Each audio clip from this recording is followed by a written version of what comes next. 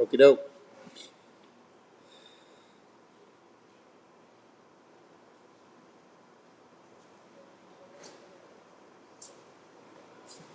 The older I get, the larger the fonts on the screen need to be for some reason, and I don't understand why that keeps happening.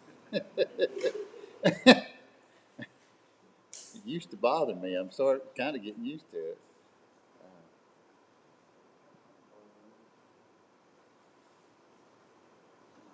Let's see. All right. Tonight we enter into Exodus again, and we enter in toward the end of the plagues. We're probably going to finish the plagues tonight, and we'll probably enter into the beginning of the movement toward the Exodus itself. What I would recap from last week is that we saw Yahweh continuing to interact with M&A, Moses and Aaron, and M&A continued, Moses for the most part, continued to be resistant. He was an unwilling participant, I guess is the best way to put it. If you see the language that he uses and how he kind of doesn't get on board, and then eventually Moses does get on board, and we see that he begins to trust Yahweh more, and we see who hardened Pharaoh's heart? God does.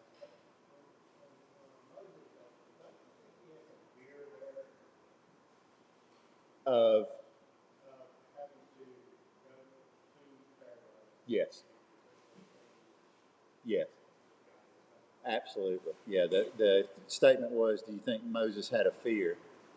Without a doubt. I mean, we see that even early on in Moses' life, why did he run away from Pharaoh? Because he was afraid Pharaoh would have him killed for him killing the Egyptian. Um, so that I would definitely agree. And I don't think that fear went away just because he spent 40 years in Midian. I think that fear was still a part of his nature and what he struggled with. So um, tonight, what we're going to do is we're going to actually see a locust swarm. I hope like you've never seen before. I didn't bring them with me. Don't worry, it's not going to be here. And what we're going to do is we're going to talk about the night, and we're going to talk about redemption. Redemption is going to be one of those words I hope that we get to, and then we're going to talk about being stricken by God, being struck with the hand of God. And so as we go through tonight, we're going to cover a lot of ground fast because the text is pretty blunt. It's just pretty transparent. But there's pieces that I'm going to draw out to try and say, have you looked at this piece? And I want you to think about it because it is unique and how it's spoken of in the book of Exodus in that section about the character traits of God. Yes, Foster. A locust you'll see tonight. It's like an overgrown grasshopper.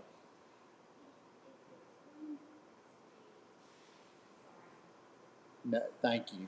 No, it's not.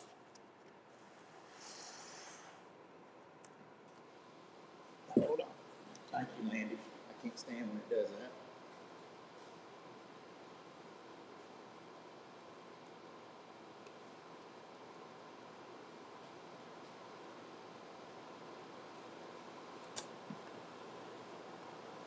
How about that?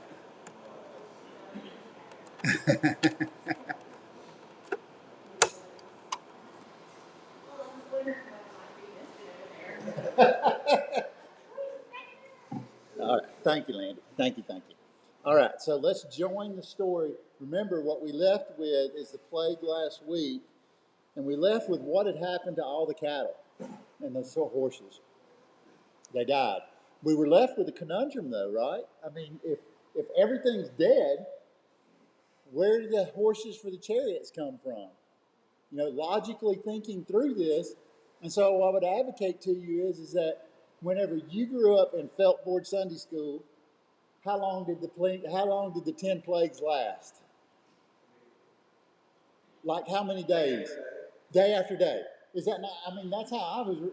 For whatever reason, growing up, I came to believe, not properly, that the 10 plagues happened in 10 days.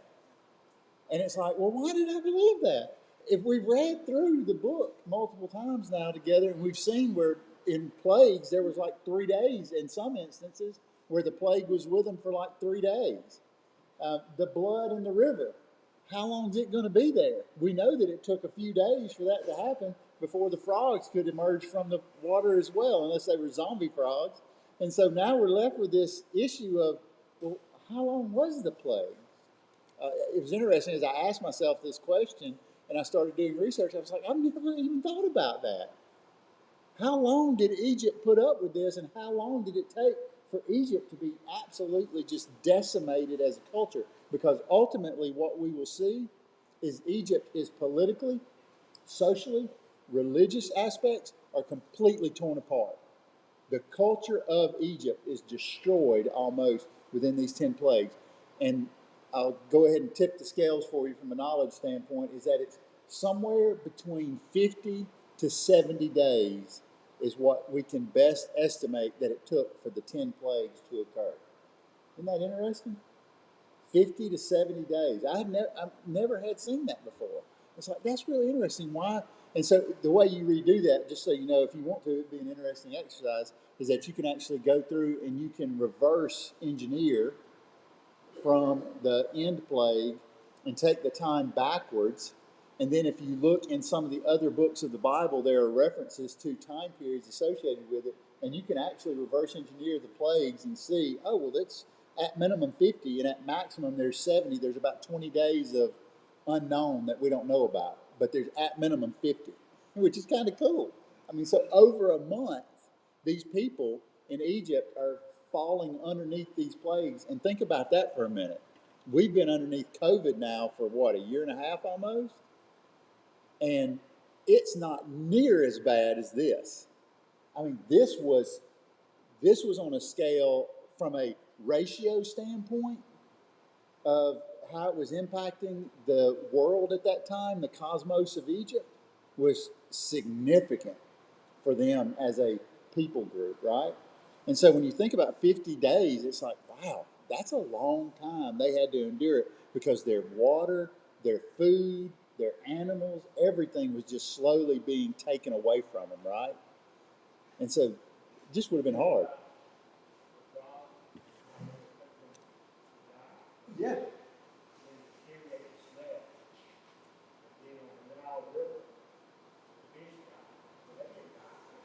Right. The smell. That's right. And I think we take for granted, in Feltboard Sunday School again, we never talked about smell.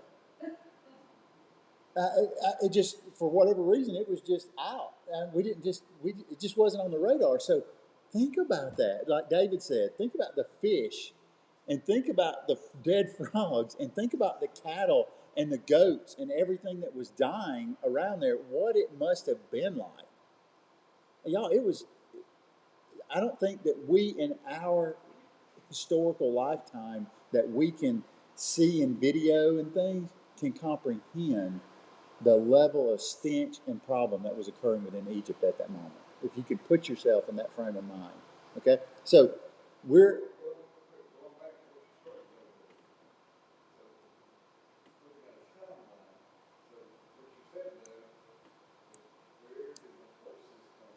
yes. Yes. Yes. Yes. That's right. Except for animals in Goshen. In Goshen. Except for the animals in Goshen. That's right. Say that. Say what? They do. They do. They say we have to take all of our animals that we have to serve God with. The only animals that they prescriptively, from a ritualistic standpoint, that they serve God with that we know about is cow, sheep, and goat.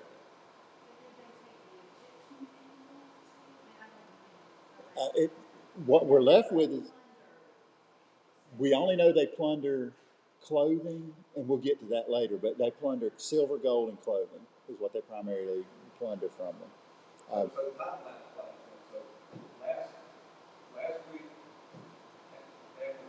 That's right.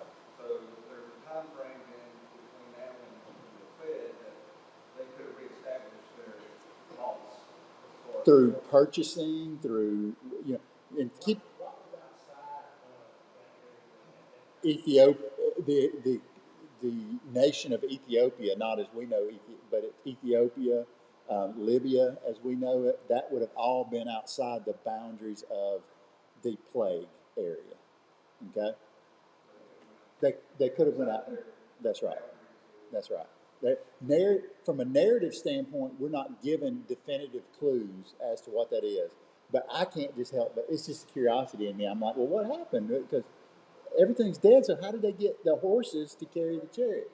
So that is just how I can unwind the puzzle in my mind. It's cool. I like that kind of stuff.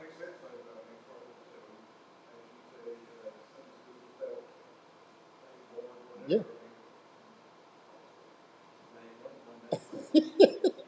Yeah. It's done. Let's move on. No.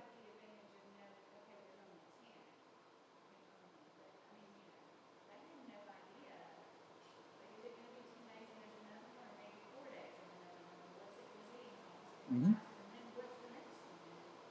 Can you imagine being in day, if it was 50 days total? Can you imagine being in day 48 and it just be like, is it ever going to stop?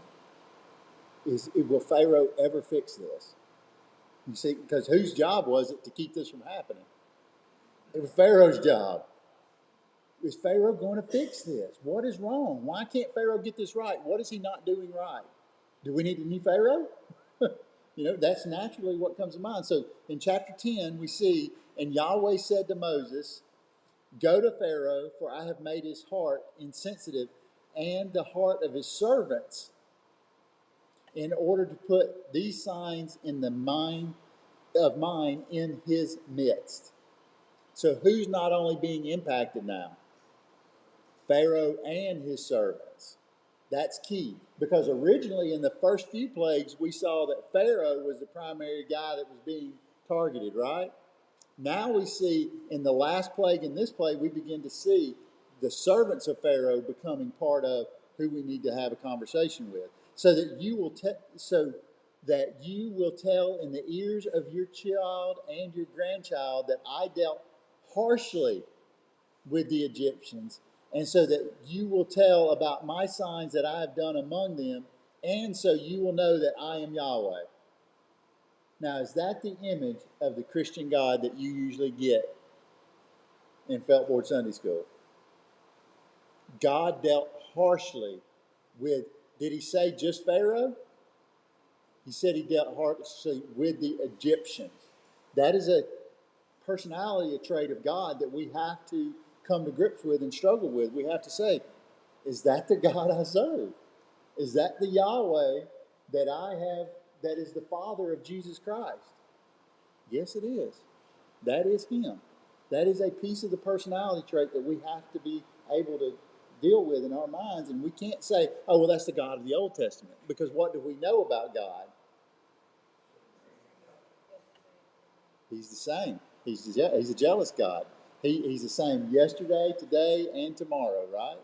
It's like, Now, so God has established this that he is doing as an ongoing reminder. How do the Jewish people celebrate this reminder every year? The Passover. Literally, we see this coming out. God is preparing not only the hearts of the Israelites, as well for the transition from slavery to man to serving his will. Do you see that? He's got to break these people. 430 years of slavery. He is not only dealing with the Egyptian culture through the Egyptian people, he's dealing with the Egyptian culture that has been embedded in the Israelite people now. So he's got to extract it from them. So that's 430 years of slavery. It's also kind of the God. I mean, That's right. It was unknown. Yes. So imagine that. Start over. That's right. That's right. He pretty much is like starting over again. And so, and Moses and Aaron came to Pharaoh and they said to him, thus says Yahweh, the God of the Hebrews, until when will you refuse to submit before me? Release my people so that they may serve me. But if you're refusing to release my people, look, I'm about to bring locusts into your territory tomorrow. Prescriptive time. Do it, or I bring locusts tomorrow. So we see a glimpse, again, of timing here that if we were rebuilding it, it would be helpful. Notice also that the language appears more forceful to Pharaoh. You've seen before, God, it's almost as if he's imploring toward Pharaoh, listen, Pharaoh, this is going to happen. Now it's like an ultimatum. You release them, or I will send it. You know, it's more forceful language that we begin. And so a line is starting to be established in the proverbial sand. Verse 5, and they will cover the surface of the land, and no one will be able to see the land, and they will eat the remainder of what is left over for you from the hail. So what does that mean? How are the Egyptians surviving food-wise? What are they having to do? Yes. And so what do they got to do now to get it? They're scavenging. That is the best word. They're literally scavenging for leftovers of what has been decimated by the hail. And they will eat every sprouting tree belonging to you from the field. It's been a few days, right? It's been a little while, so we're going to get new sprouts after the hail's gone and vegetation begins to grow again. Doug out on our farm, he planted zucchini less than a week and a half ago, and I already got zucchini sprouts that tall. You know, so you see what's going on here? And so he says, and your house will be full, and the houses of all your servants, and the houses of all Egypt, something that your father and your grandfathers never saw from the day they were on earth until this day. This has never been seen. And he turned and he went out from Pharaoh. Now, I thought this was so cool, and I want you guys to see it. I'm not going to play the audio. I'm just going to play the video so that you can see. And this is a locust invasion that occurred in Africa a few years ago. No, I'm sorry, during COVID, forgive me, it wasn't a few years ago, a few months ago. And I want you to see the number of locusts that are swarming. This is there. Do you see the density? You see the ground is literally completely covered? Everything. That literally, the guy says they're in our houses. Look, that's covered in locusts. See how many are on each plant?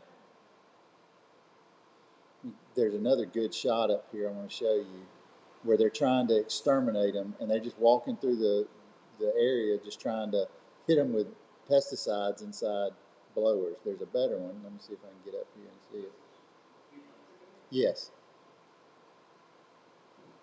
Here it is. Oh, there it was. You see them in the trees? Could you watch the palm trees? You see them? So when we think about what it means, look at the number of locusts on them and stuff. I mean, it's look at that.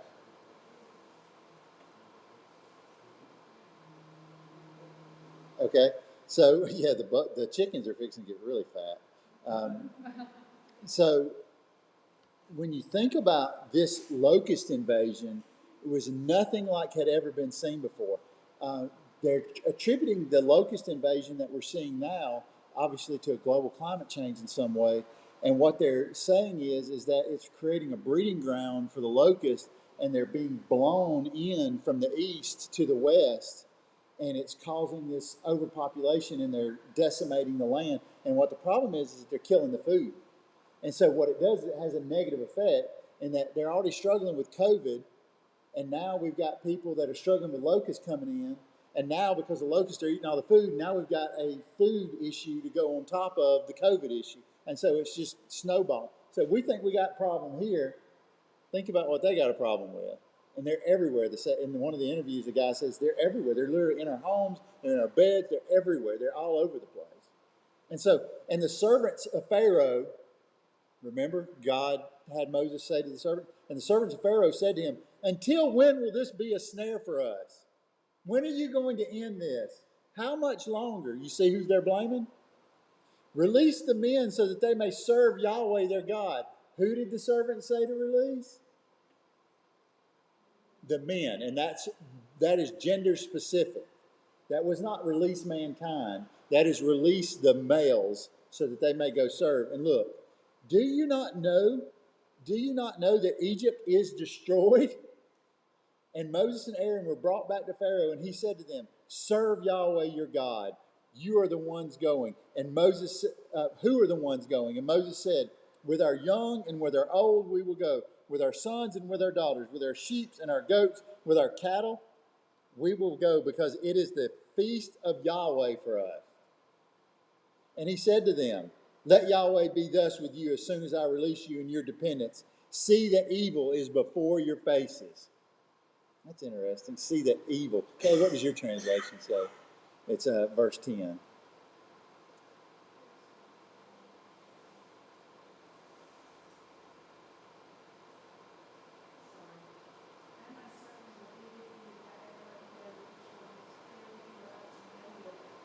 Yeah.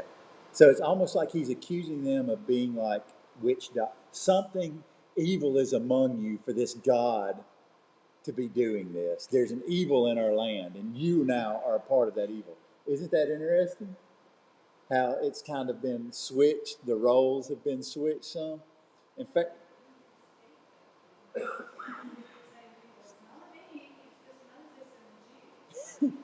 does that sound any different than politics today? It's not our fault. It's gotten better. It was the last guy. And so, verse 11, "No, indeed, just the men go and serve Yahweh," Pharaoh says, "since this is what you are seeking." And he drove them out of the presence. Who's he? Somebody besides Pharaoh is all we know. A servant is there, and he is pleading on behalf of Pharaoh. No, it's like Pharaoh has a counselor of some sort around him, and the counselor, I almost get in my mind, Pharaoh's like despondent, like he's desperate, like Pharaoh's over in the corner almost sucking his thumb, and somebody steps up on behalf of Pharaoh and says, "Y'all need to leave. It's evil. You are evil. You need to get out of here. And no, you can't take anybody but your men. The women and children have to stay so that you'll come back for them." Okay? So, and Yahweh said to Moses, "Stretch out your hand over the land of Egypt." What has Moses been stretching out? His staff, typically. Where does the hand come from originally? The hand of Pharaoh. And so you got the hand of God, and this hand thing keeps coming up. It's deliberate. We need to think about that. Hand over the land of Egypt, and with the locusts, so that they may come over the land of Egypt and let them eat all the vegetation of the land, all that the hail left behind. And Moses stretched out his staff over the land of Egypt. Isn't that interesting? There's a reason why that language is, we see this imagery of the hand of God being powerful, and then we see the staff that God has given to Moses, which was the snake staff, being used. And Yahweh drove an east wind. Where did the locusts come from that have been attacking the last few months in Africa? From the east. He drove an east wind into the land all that day and all that night. What pushes the water back whenever they cross the Red Sea? Isn't that interesting? The morning came, and the east wind had brought the locust. Pharaoh goes to sleep that night.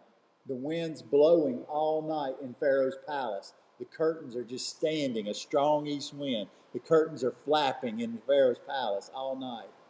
Abnormal. Wind never died down last night. And all of a sudden you wake up the next morning, and it looks like that image we saw everywhere.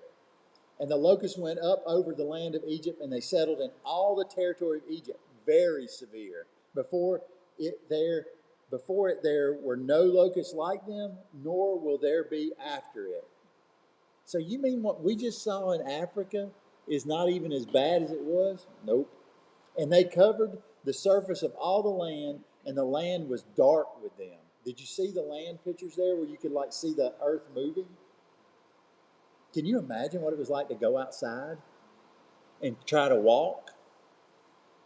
Dark with them, and they ate all the vegetation of the land and all the fruit of the trees that the hail had left, and no green thing was left in the trees, nor in the vegetation in the field, in all the land of Egypt. All the beer's gone. That's what Egypt's famous for, is beer, right? All the beer's gone. Party's over. Beer's run out. we got to go. And Pharaoh hurried to call Moses and Aaron. And he said, I have sinned against Yahweh your God and against you. What? Pharaoh, and now forgive my sin surely this time, meaning he recognizes this is multiple times he's done this to God, and pray to Yahweh your God so that he may only remove from me this death. That's interesting. Is he talking about his physical death, or is he talking about the death of the land of Egypt? We don't know for sure. But keep in mind, we see Yahweh as the God who is the Father of Jesus Christ and triune with the Holy Spirit. Who does Pharaoh see God as? Just another God. That's exactly it. He just sees him as just whatever this God is, appease him, Moses. Please make him stop. Oh, absolutely. He's destroying our land. He's against us. And he went out from Pharaoh, Moses, and he prayed to Yahweh. And Yahweh turned a very strong west wind, and it lifted up the locusts and thrust them into the Red Sea, and not one locust remained in all the territory of Egypt. Wow. And Yahweh hardened Pharaoh's heart, and he did not release the Israelites. He went back on his word.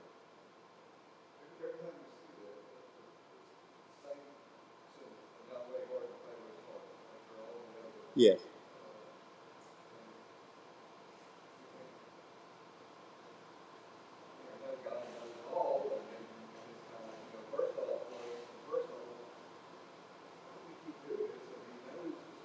Yes.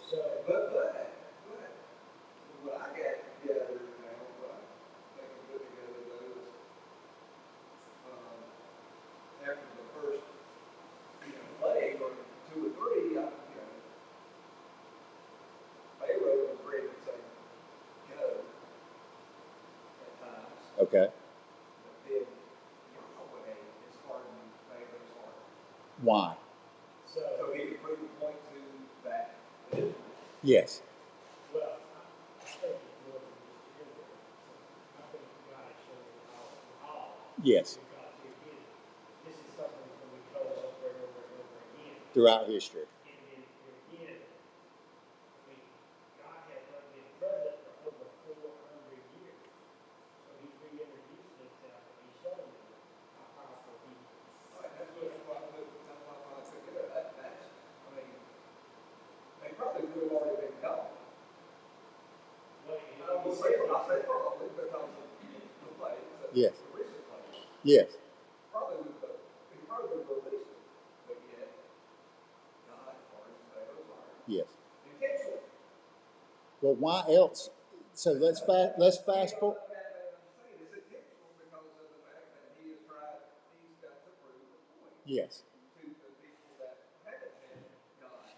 So we have the capability to fast forward and rewind.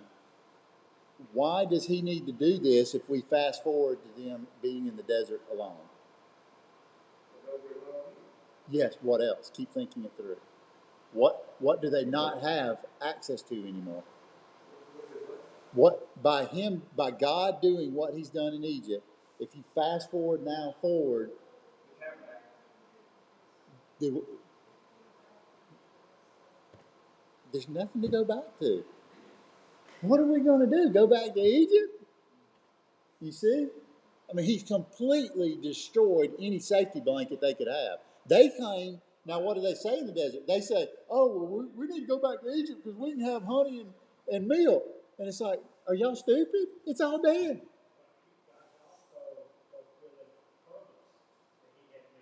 That's right. That's exactly right. Y'all are uncovering the multi-dynamic, faceted system that we're dealing with here. I mean, God is literally reshaping a people group, right? I mean, he's literally having to, I love how y'all said that tonight. He's literally having to restart. And so now it comes to the point where in verse 21, and Yahweh said to Moses, stretch out your hand toward the heavens so that they may be darkness over the land of Egypt and so that a person can feel darkness. Now, this is interesting. This is not a darkness as in let's go in a building that is completely enclosed, that has no windows, and let's turn the light off to where you can't even see the hand in front of your face. The imagery that we are meant to get here from the narrative text is that it was an oppressive, evil darkness kind of feeling. It was a force that they could. It wasn't just a darkness of, oh my, this is dark outside and it's unnatural. And how many days does this go on? Again, whenever I was a little boy in Feltboard Sunday School class, how many days did this go on? 1. Now, whenever we read Scripture, look at what it says. And Moses stretched out his hand toward the heavens, and there was darkness of night in all the land of Egypt for 3 days. An oppressive darkness. No one could see his brother. And because of it, no one could move from where they were for 3 days. But there was light for the Israelites in their dwellings.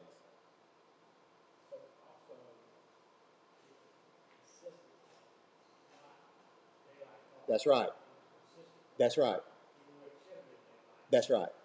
That's right.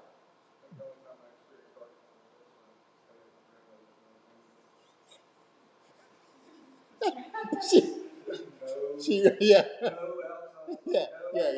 No electricity. I got you. I was like, is your grandmother that bad? What's that say about your grandmother, Bill? And so here we see that this is just like a thick darkness. Now, what's interesting in the number 3, I'm not going to go deep into this, but I want you to think the Bible specifically uses times to illustrate things. 3 is most often associated with darkness. I was like, is that true? Because it just came to me as I was studying. I was like, I'm going to do a word search on darkness. And it's like,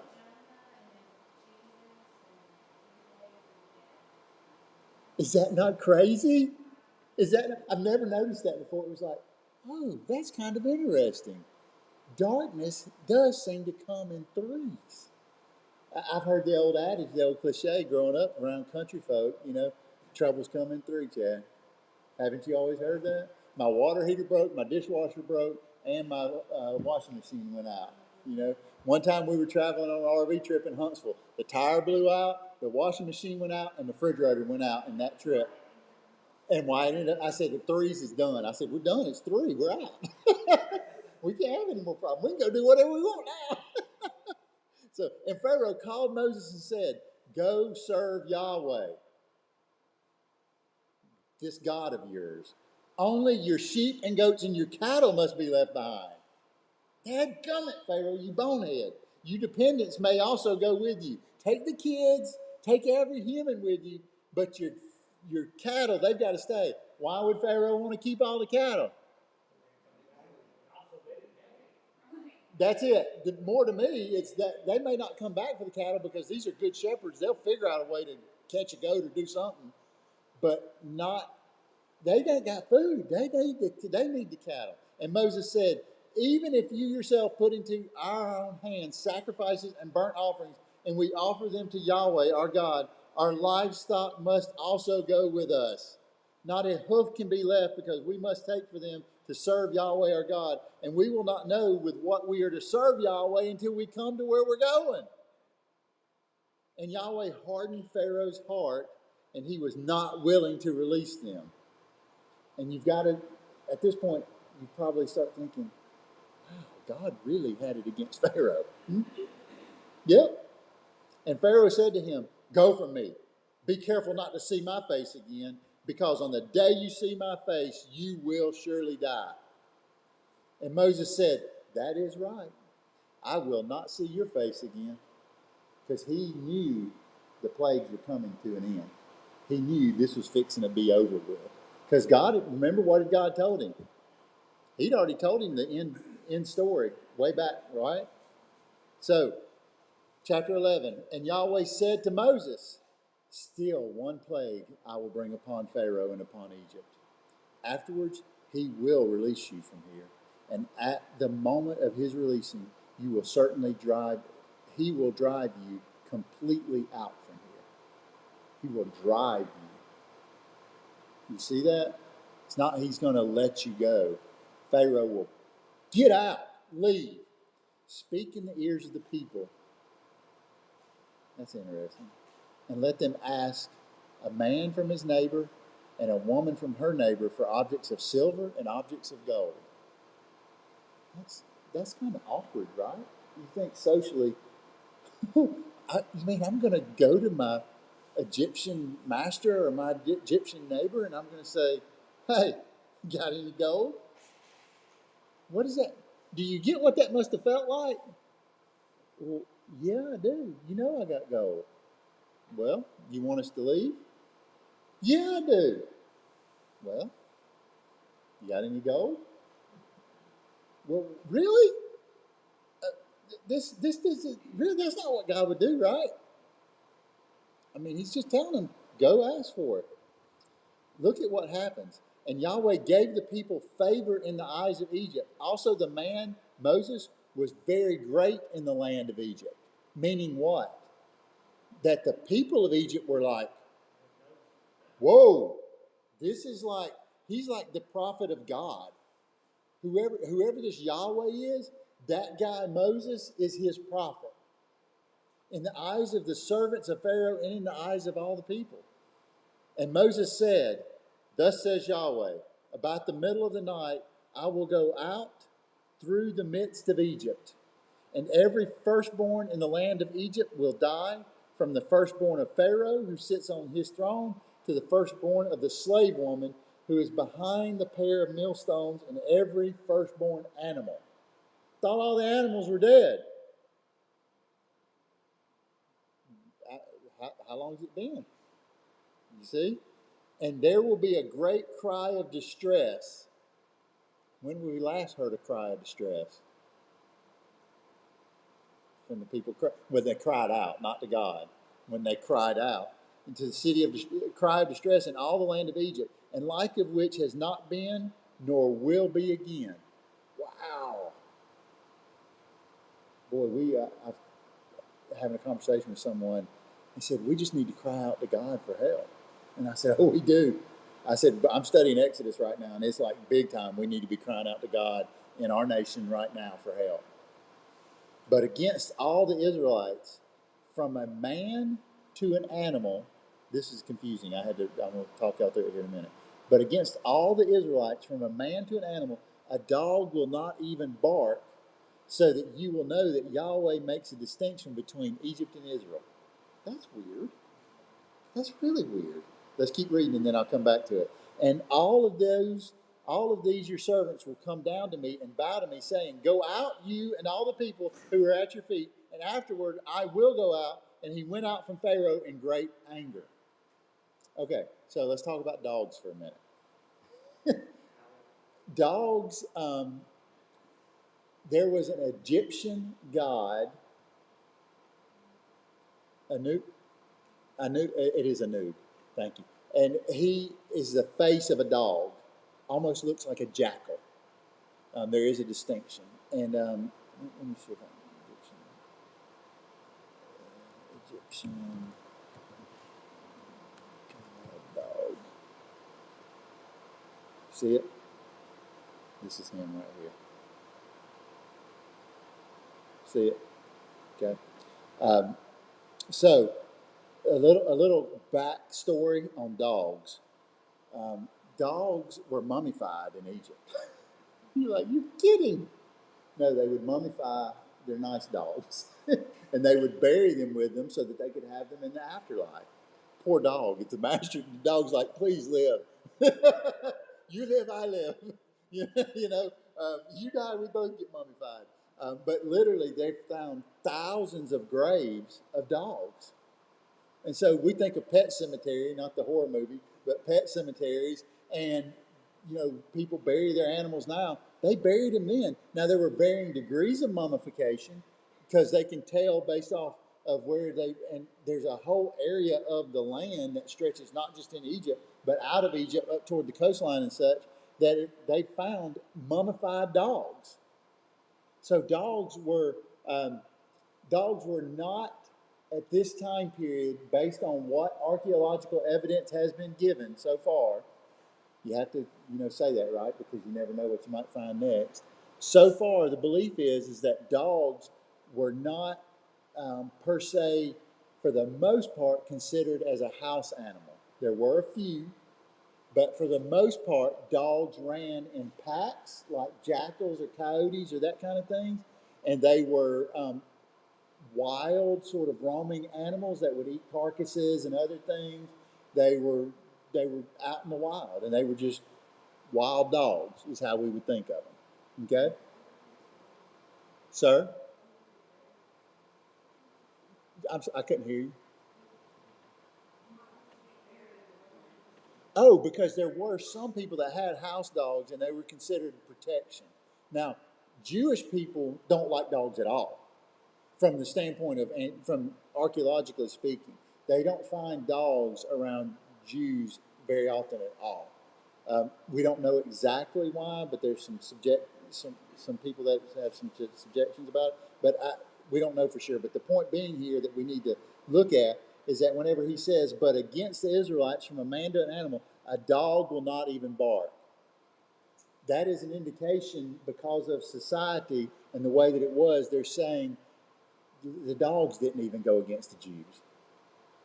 That God so affected culture that not even the dogs were against the Jewish people. They wouldn't even bark against the Jewish people. And it's just showing you the depth at which God was affecting culture, including the animals. Do you see that, from a man to an animal? That it was saying the dogs didn't even have a problem with the Jews leaving.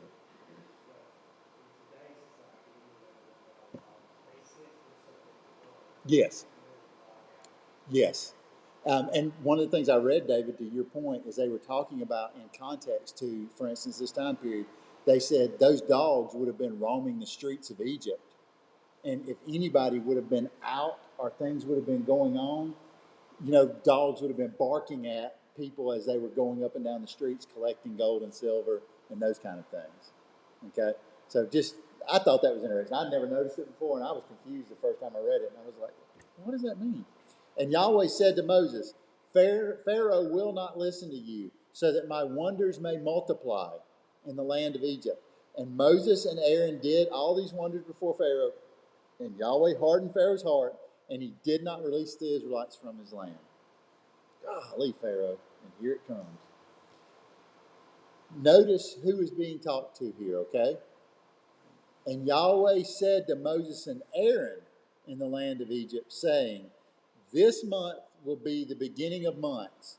It will be for you the first of the month of the year." What did God just do? He created a calendar. He recreated the calendar.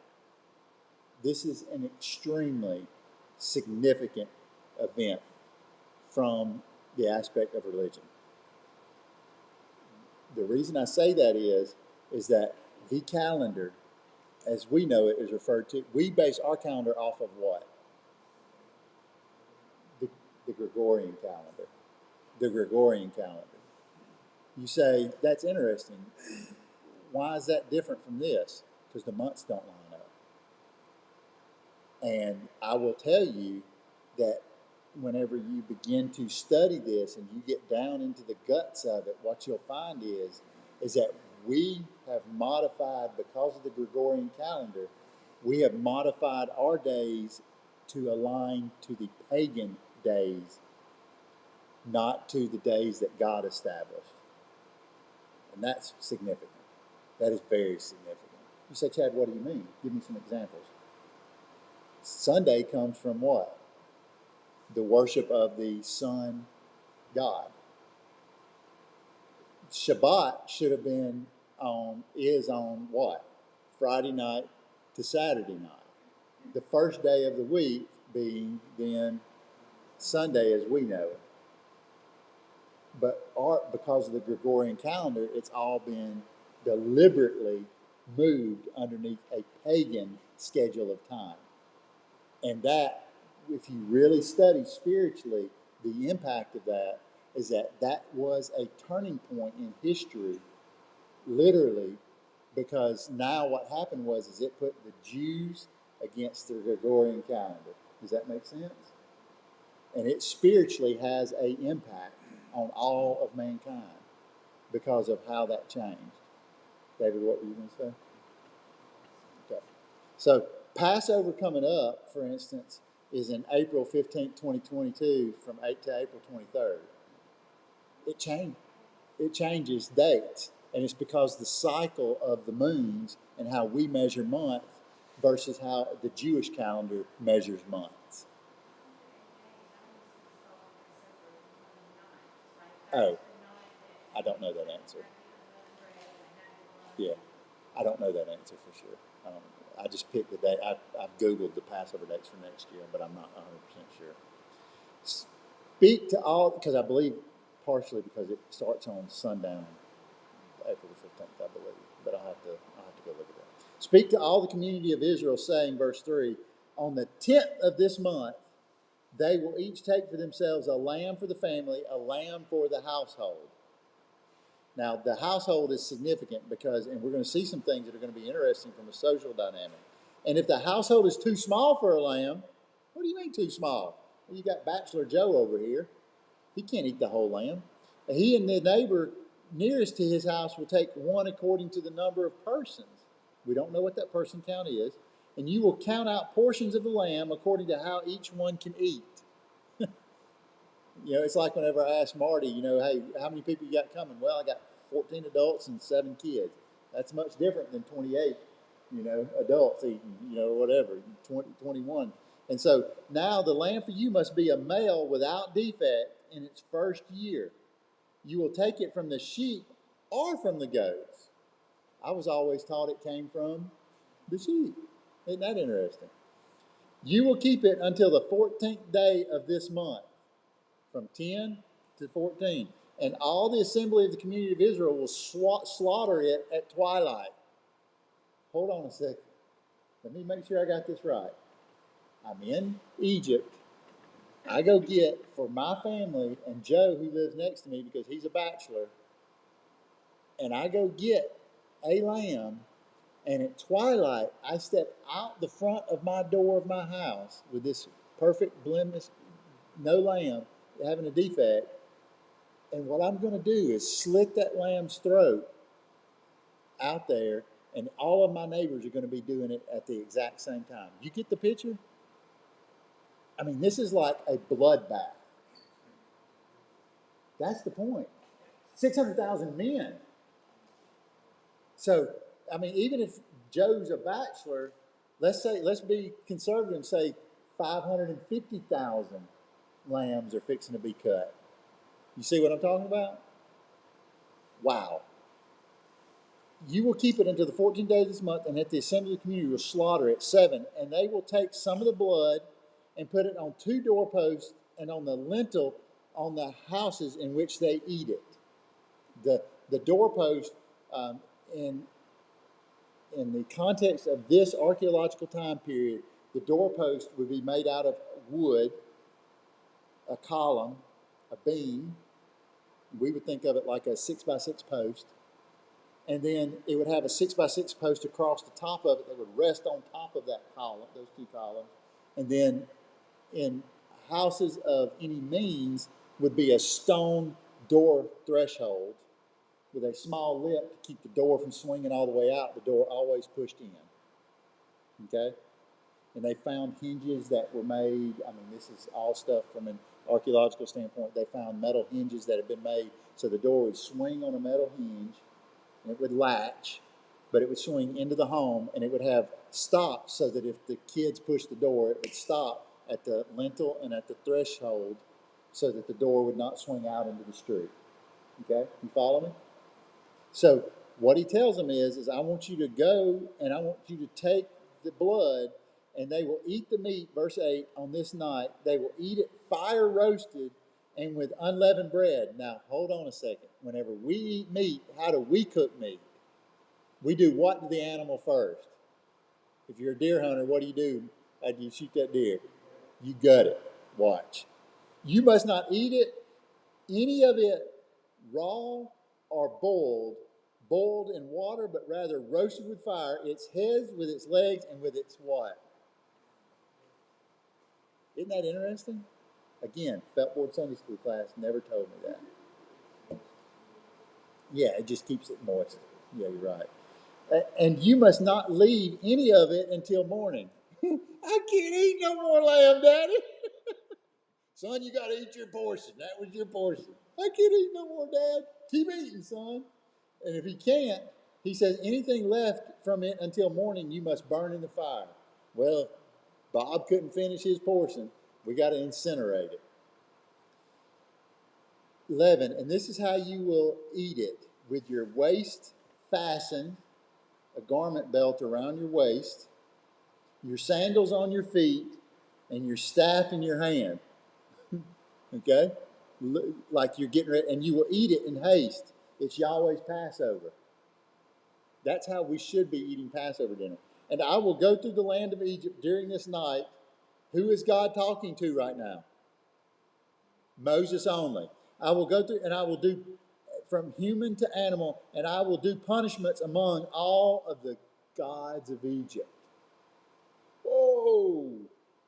Isn't that interesting? Where did the two primary gods from a structural standpoint originate from in Egypt? A human god and an animal god. Remember? The frog god, Osiris the human god. You remember? So God says he's going to do this to do what? To punish those gods. Well, those are just fake make-believe gods. Really? Really? I think we should think very clearly about the fact that what God is pointing out here is that there is a spiritual force at play inside these creatures that they have created idols for, the dog god, and somehow in that dog god, there is a spiritual, not physically in that idol, but there is a spiritual force behind that dog god that God is saying, I am going to punish that spiritual force. And you say, Chad, why would you say that?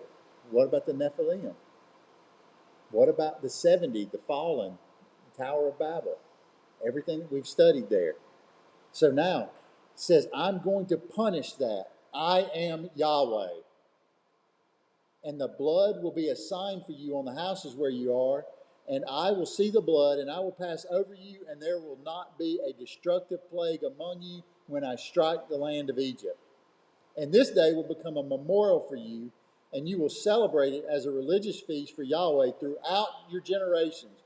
You will celebrate it as a lasting statute. You will eat unleavened bread for 7 days. Surely on the first day you shall remove yeast from your houses, because anyone who eats food with yeast from the first day until the 7th day, that person will be cut off from Israel. From the 10th to the 17th. It will be for you on the first day a holy assembly, and on the 7th day a holy assembly, and no work will be done on them. Only what is eaten by every person, it alone will be prepared for you. The only work you're going to do is the food that you have to prepare for this festival. And you will keep the feast of unleavened bread, because on this very day I brought out your divisions. This is a military form, is what we're seeing, is God is separating. How are the divisions of God? If we fast forward ahead, how does God separate the people in the land? By their tribe. And their tribe is military kind of thought. Not just genealogically, but thinking about it from like a warring standpoint. I brought you out, and you will keep this day for your generations as a lasting statute. On the first day, on the 14th day of the month, in the evening, you will eat unleavened bread until the evening of the 21st day of the month. For 7 days, yeast must not be found in your houses. To this day, if you're in a devout Jewish household, they will sweep their home clean and making sure that there's no yeast. Literally, we got to get it out of the house. And you will eat unleavened bread until the evening of the 21st day of the month. For 7 days yeast must not be found in your houses, because anyone eating food with yeast will be cut off from the community of Israel. Whether an alien or a native of the land, you will eat no food with yeast. In all of your dwellings you will eat unleavened bread. Huh. Now, what did Jesus say whenever he was talking about the Pharisees? What did he say in regards to yeast? Y'all remember? He said, The Pharisees are like a little yeast in the dough. It'll spread. Remember that? Okay. We're going to stop here tonight. I was hoping we'd get a little bit further.